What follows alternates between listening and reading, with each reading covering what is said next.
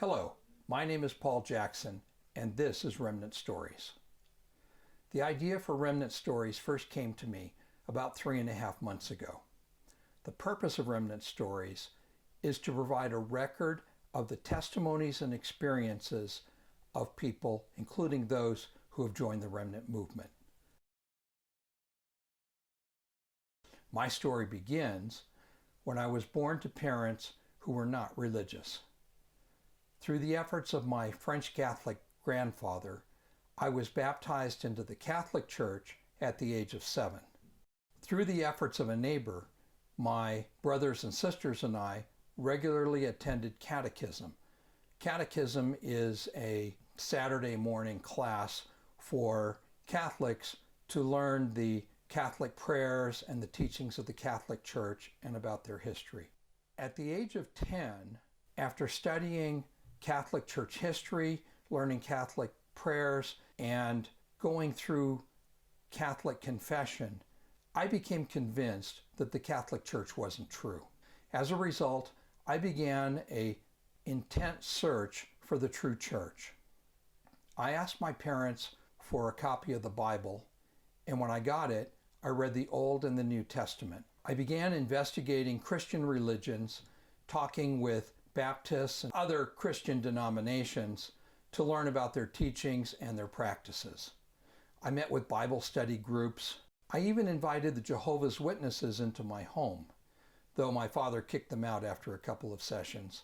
My parents were not particularly religious and didn't really understand my desire to find true religion.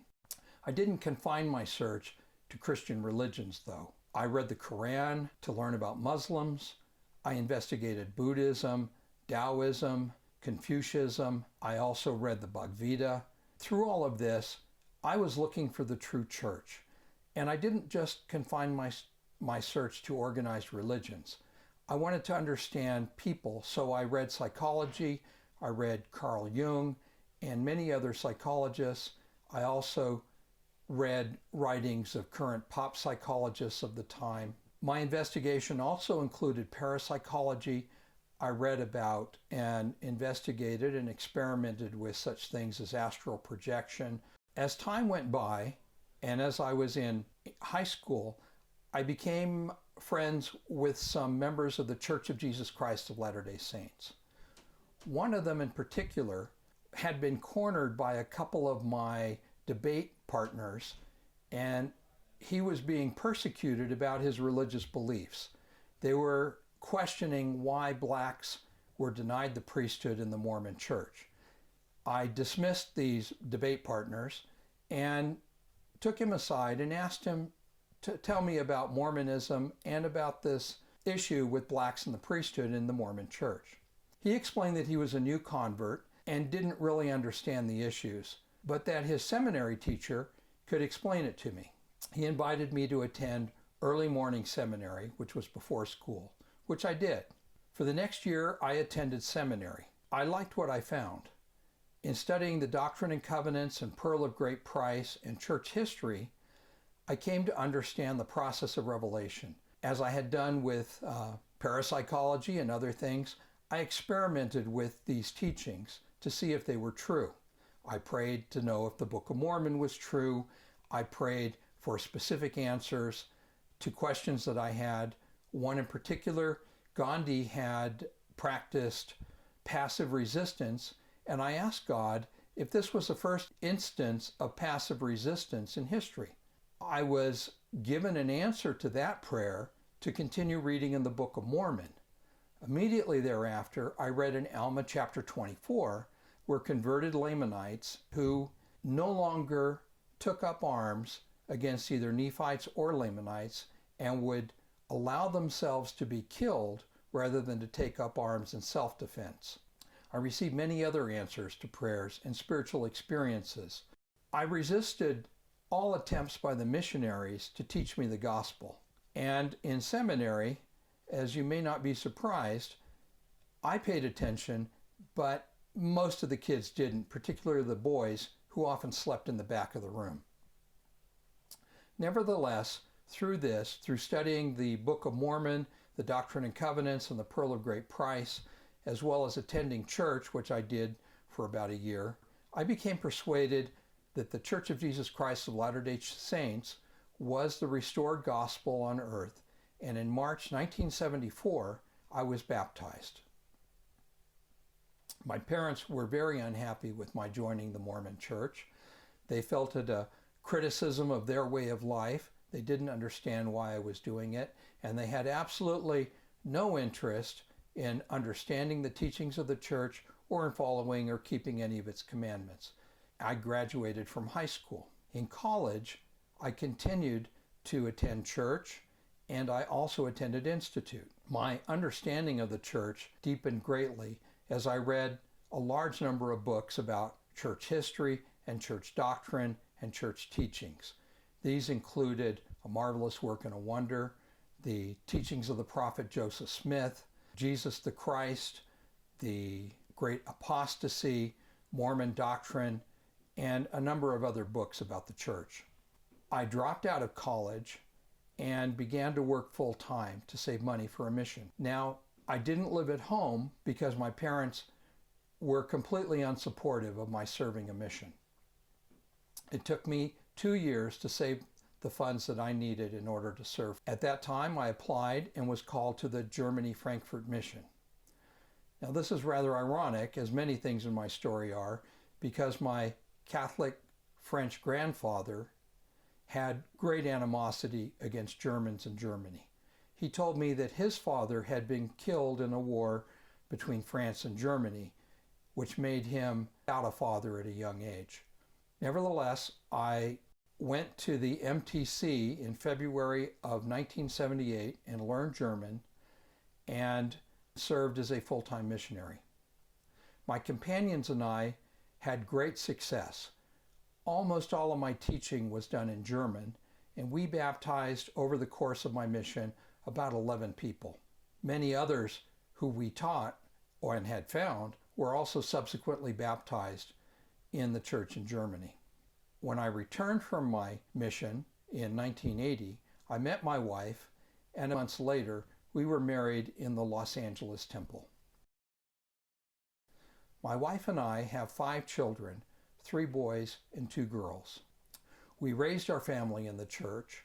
All of our children were baptized at the age of 8. We always held a temple recommend. We regularly attended church on Sunday. We generally had family home evening. We paid full tithe. We kept the word of wisdom. And we actively strove to magnify our callings. I served in many different callings in the church, mostly at the ward level. I was called as a bishop. I served many times as a gospel doctrine teacher and also as a Sunday school teacher and a primary teacher. I served as a ward missionary several times and brought people into the church during that mission. I also served in several other leadership positions, including high priest group leader, elders quorum president, executive secretary to the bishop. I was a young men's president and a seminary teacher.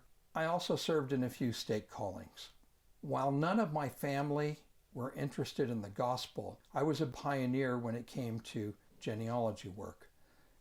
Over time, I submitted about 1,400 names to the temple, including 400 direct ancestors.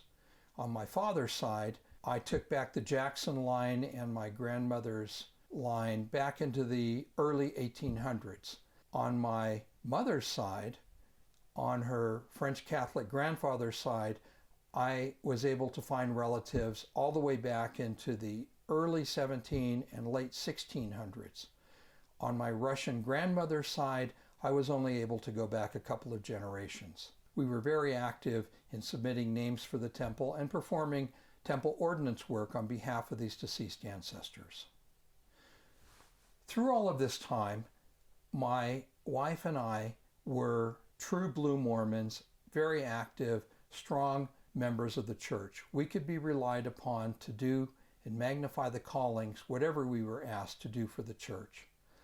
And we did this for the entire time that we were active members of the Church of Jesus Christ of Latter-day Saints. And there was no period of inactivity. So why did we become members of the Remnant Movement? And what is the Remnant Movement? The Remnant Movement is associated with the teachings of Denver Snuffer. Remnant members believe that the gospel was restored through the prophet Joseph Smith. They also believe that Joseph Smith was unable to bring his people to establish Zion.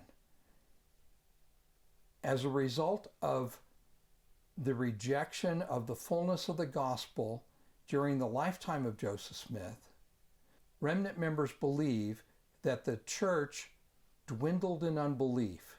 It still maintained the priesthood, but the teachings and ordinances established and restored through the prophet Joseph Smith gradually decayed and were lost, in part or in total. I believe that Joseph Smith restored the gospel of Jesus Christ. And just like Moses, I believe that Joseph Smith was unable to establish Zion and to bring his people back into the presence of God. And as a result, a lesser priesthood and a lesser gospel remained on the earth, and in the process of time, the people dwindled in unbelief. So, how did I become associated with the Remnant Movement, and how did I learn about the teachings of Denver Snuffer? I'll be sharing that story in another episode. In the meantime, though, I would leave you with this. I believe that Joseph Smith was a true prophet of God, that the Book of Mormon is what it purports to be. It is the Word of God and was restored through the prophet Joseph Smith, and that Joseph Smith was righteous throughout all of his life. I also believe that the Church of Jesus Christ of Latter-day Saints failed to establish Zion, and that it is unlikely to ever establish Zion, and that after several generations, the Lord raised up another prophet to finish the restoration work that was begun with Joseph Smith, and that the Lord intends to establish Zion and intends to dwell again upon the earth and bring his people into his presence before the second coming. I will share this story with you in another episode. Thank you very much.